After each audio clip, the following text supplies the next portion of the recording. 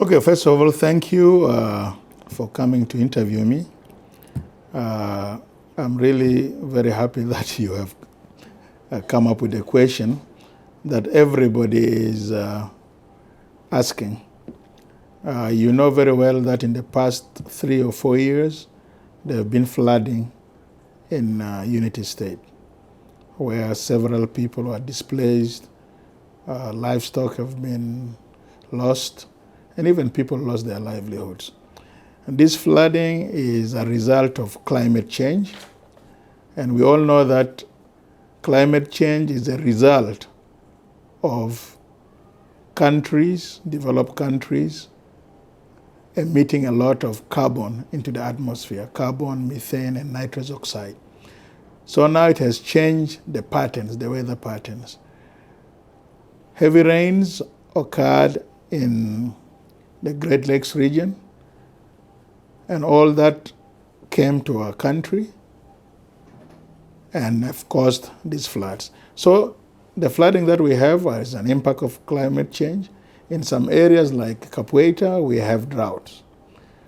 So now people are now thinking of what can we do in order to mitigate this flooding. Some school of thought started thinking that the Naam River needs to be dredged or cleaned such that the water, the flood water, flows into Lake No. And they said it's because of weeds or some blockage in the Naam River that needs to be cleared. But as us in the ministry, for such a major project to be conducted, an environmental and social impact assessment of the project have to be conducted. Because in the end, we don't want to dredge a river, then we drain the whole basin. That was our position, and a consultation was done. Experts were invited to come and also advise, and the same recommendations that we in the ministry came up with were the same recommendations that the consultations with the experts came up with too.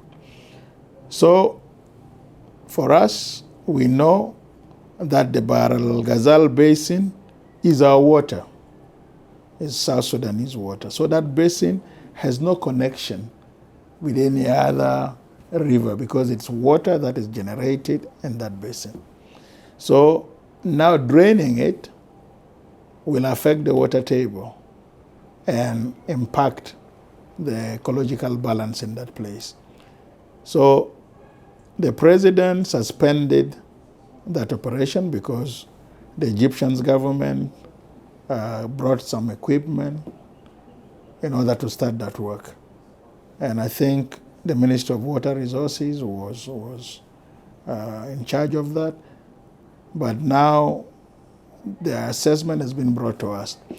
So we from the ministry also came up with a strategy of how can we mitigate the impacts of flooding and droughts.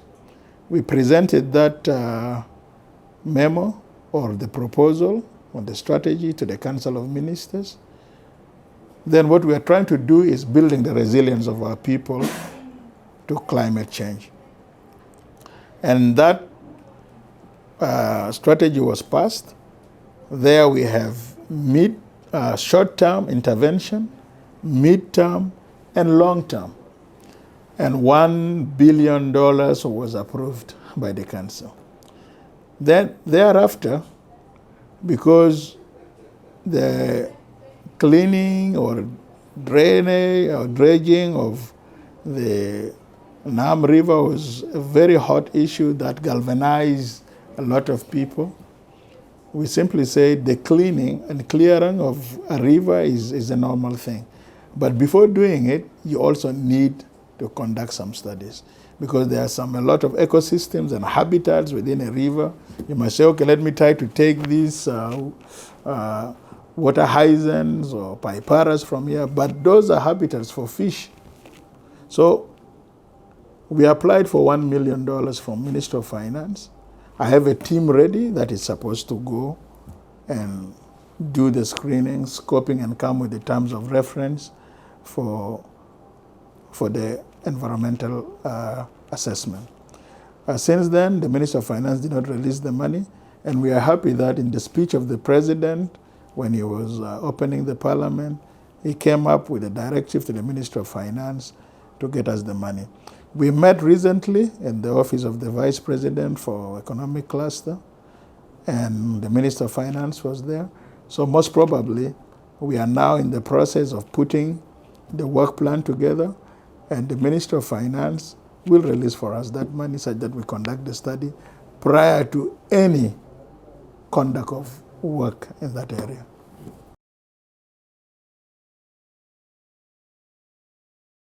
To the best of my knowledge, and with the last meeting that was held in the office of the Vice President for Economic Cluster in the presence of the Minister of Water Resources, the Minister of Environment, my minister, myself, the Undersecretary for Water Resources, and the Minister for Finance, for the best of my knowledge, no activity is taking place.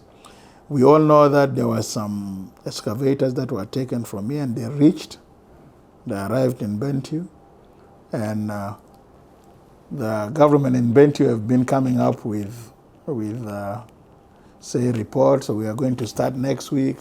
But according to what I know and what we all know from the national level, there is no activity taking place at the moment.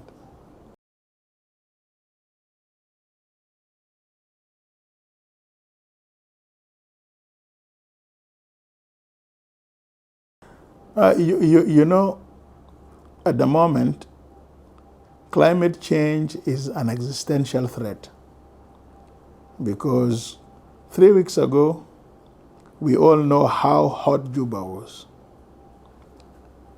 40 at night, people are not sleeping, even though you have air conditioning. It was very uncomfortable. And that's a heat wave. That is a result of climate change. The flooding is a big thing. The droughts is a big thing. The pollution in the oil fields due to produced water is a big thing. Waste management. So in Juba, lack of waste management.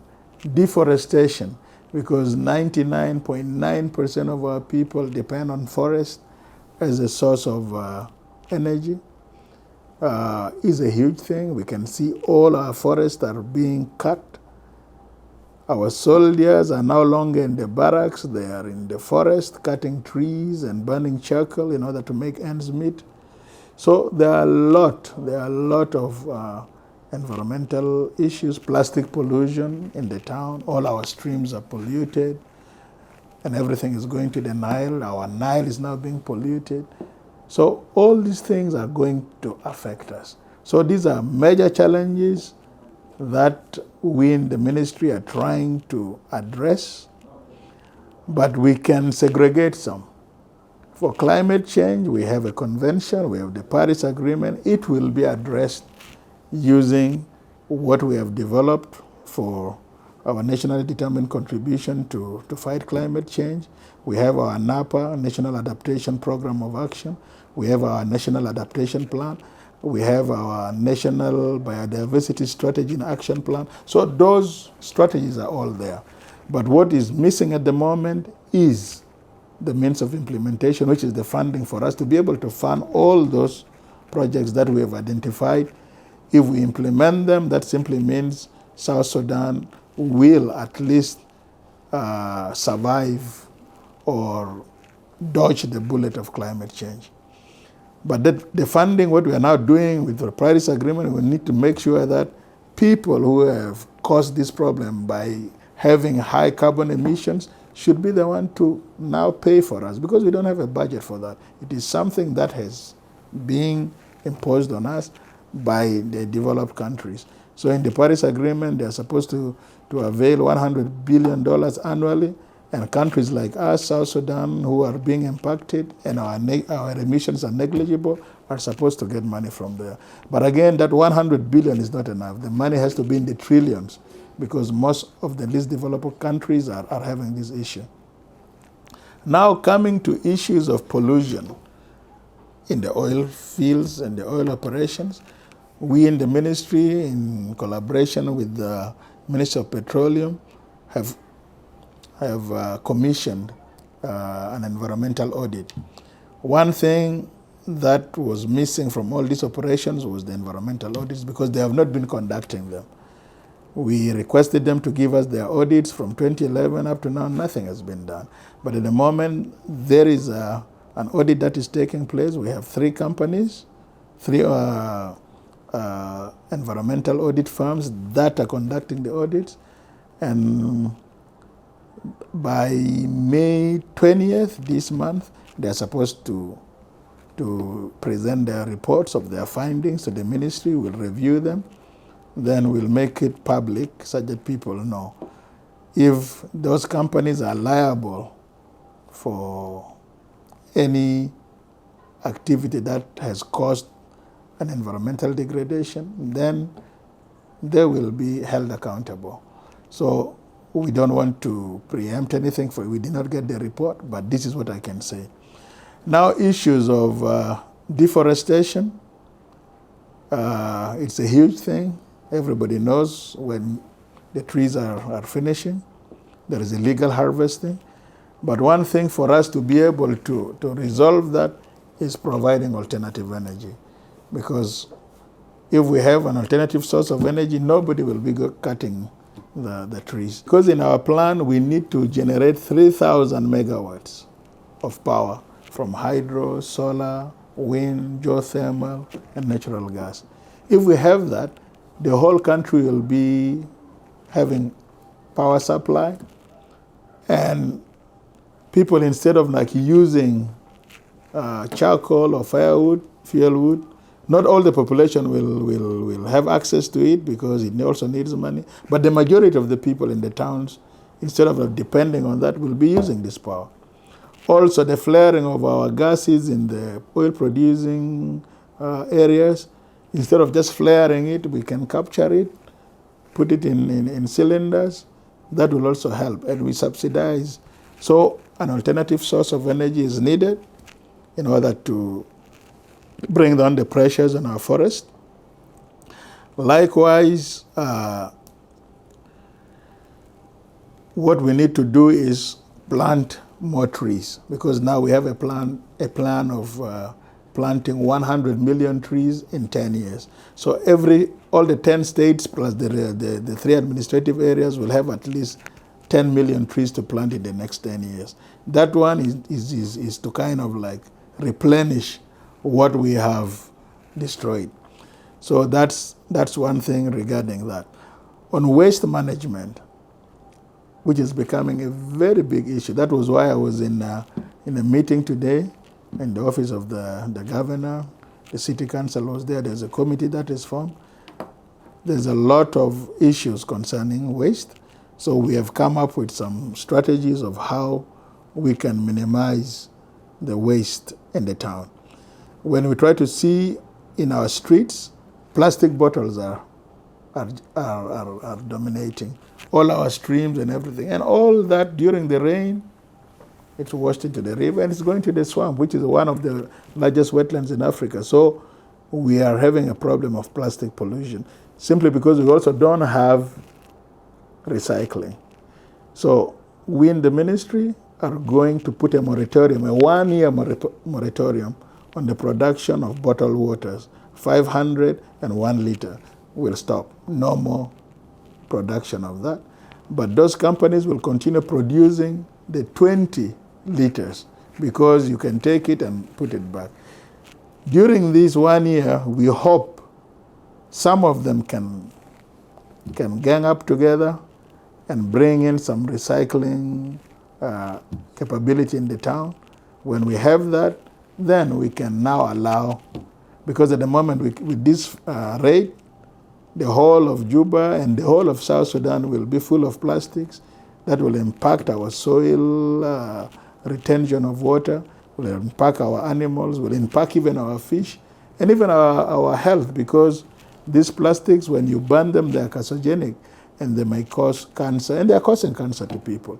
So I think it's going to be something that we'll come up with very soon. This month, we'll have that moratorium. On other issues regarding waste management, solid waste management, yes, we are trying to get a system in place. We're trying to make sure that Juba, which is the largest city in the country, should have a managed dumping site and a good collection system, waste collection, solid waste collection system in the town.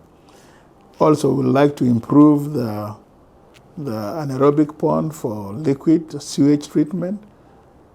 The medical waste, incinerators have to come there. The Japanese are getting us about 30 trucks.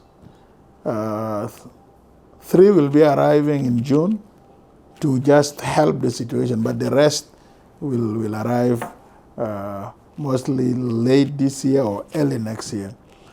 We're also trying to see, because Go Green Africa was having a contract with the city council, but they have some problems with their creditors. We are trying to see into it how city council or the government can acquire those vehicles, buy them, and operate them.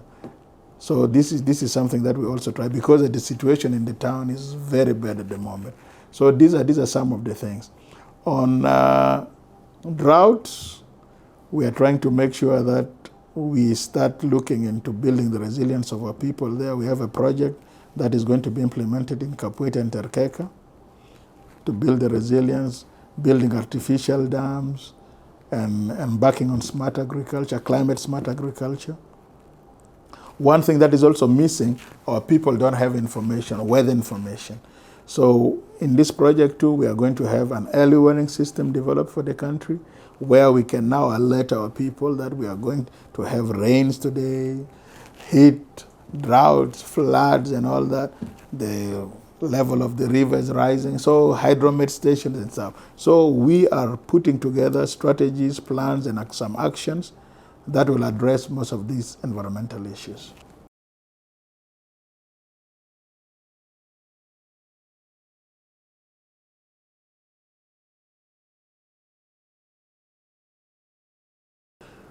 You know, it's an emergency. This war that broke out in Sudan and in Khartoum in particular, nobody contemplated it, but now we have a situation. So our strategy is always, when you have an emergency, the emergency or humanitarian organizations have to be there. Those are the first respondents.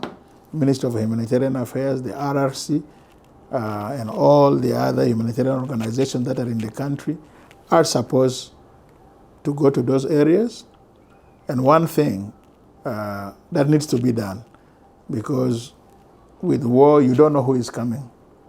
Okay, there are South Sudanese that needs to be screened and verified who they are. Then those people can now tell exactly where they are from. Even when they want to come to Juba, they can come. But if you are from the other 9 states, you can also be taken and resettled in that area. For refugees like northerners, they are supposed to be a camp that is created, and they are settled in those camps, and they are given, like just when we went to Sudan, there were camps that were created for our people. Then they can be assisted for some time, then they will be allowed to screen, verified who they are, then they can now be resettled in other areas following the immigration rules and what the United Nations High Commissioners for Refugees can do, and IOM, because those are international organizations that are supposed to be there and to be taking care of refugees. So transit camps are supposed to be established where emergency supplies are provided, tents are given to people because it's the rainy season at the moment, and some facilities, sanitation facilities, clean drinking water, and waste management has to be provided, and health services. So those are emergency things that needs to be done. But at the same time, knowing exactly who are you dealing with, because we don't want a conflict to spill over. You might not know who is exactly coming in. Like people are now being brought from Paluj, Melut, Rang to Juba, and not well verified or screened, and we don't know who they are. You can have, that is something that it's also another security threat that needs to be taken care of. But that is the first stage. The second stage is now making sure that people are resettled where they need to go. For refugees, they can also be resettled to other neighboring countries or even to US, if those countries can open their borders to them.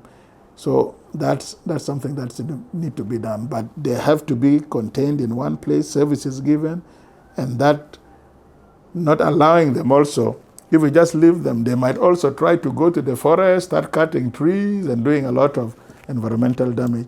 So that's at the moment the responsibility of the Ministry of Humanitarian Affairs, of Immigration, SRRC, and the humanitarian organization. UNHCR, WFP, IOM, UNICEF are all supposed to help all those border points and to give the necessary services to the people.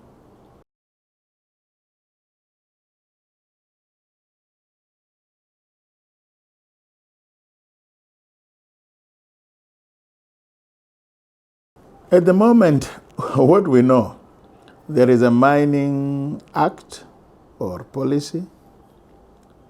So from our ministry and from our records, we don't have any major mining companies doing some exploitation work. I have just received a report recently about companies that were given licenses to do exploration in Capoeira, Gorom, and some areas. That is supposed to be exploration, but not mining.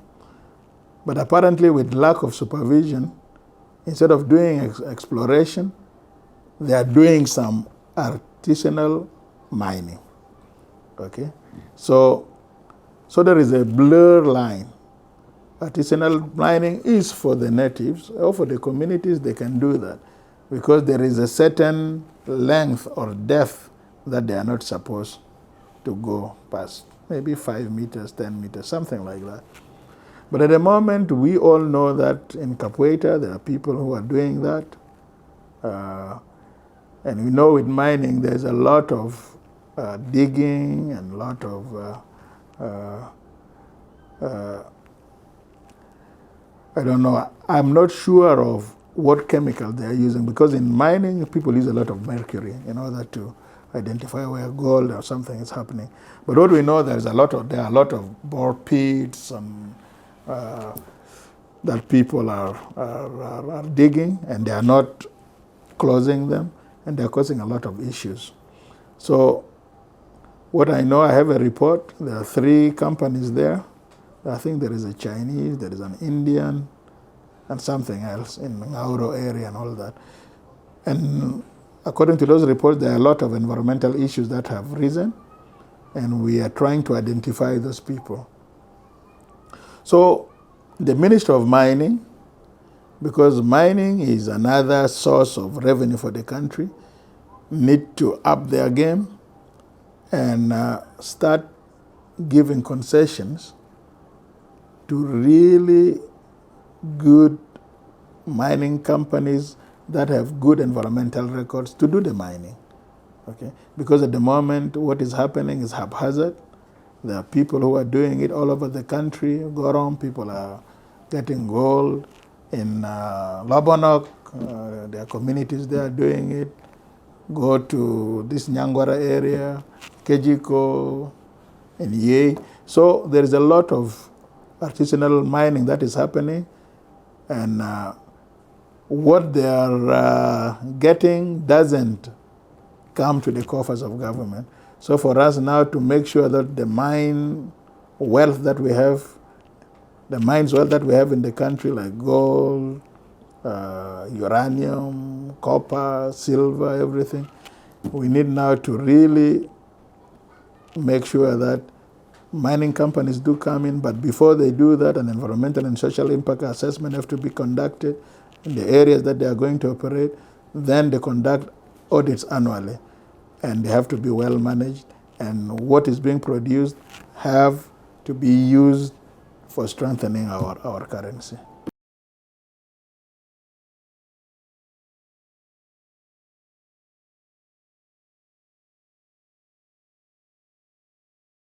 What we want to do, we would like to work together with the Minister of Mining, identify those sites, because at the moment, we need to triangulate and know exactly what is happening.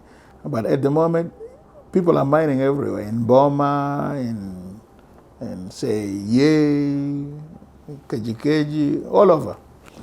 So the Minister of Mining needs really to come up with some strategic plans, management plans, and start giving concessions to people, where we can now know that there is a concession here for mining for this particular metal or ore.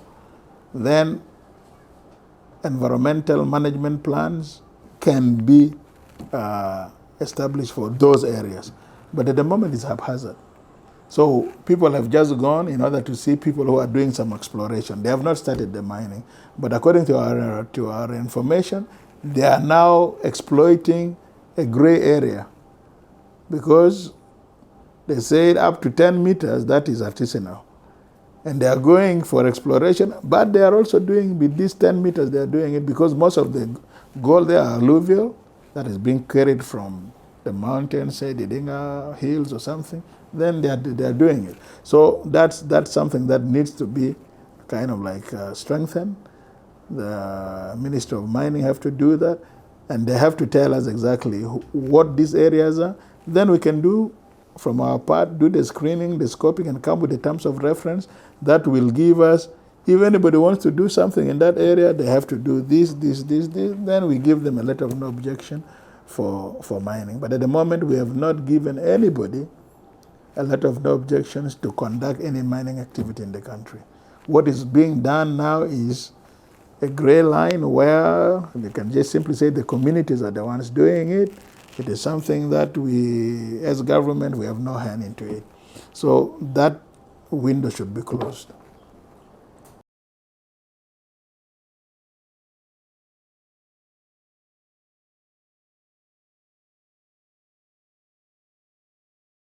The sum game is we are blessed with all these resources.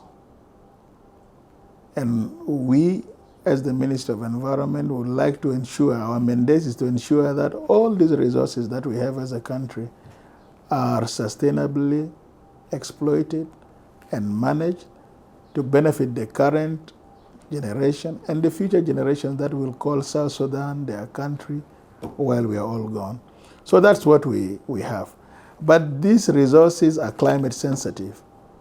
And any activity that we do as human beings and we don't care about its impact will result into loss of these resources, loss of our water resources, our forestry resources, our wildlife resources, our agricultural lands. So all these things will be impacted.